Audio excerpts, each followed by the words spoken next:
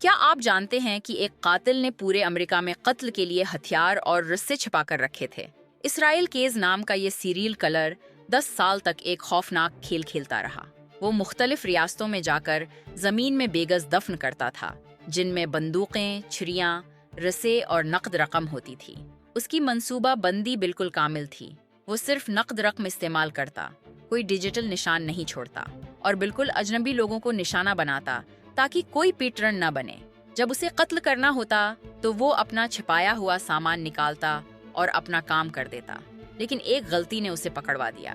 اس نے اپنے آخری شکار سامان تھا کونگ کا ڈیبٹ کارڈ استعمال کیا۔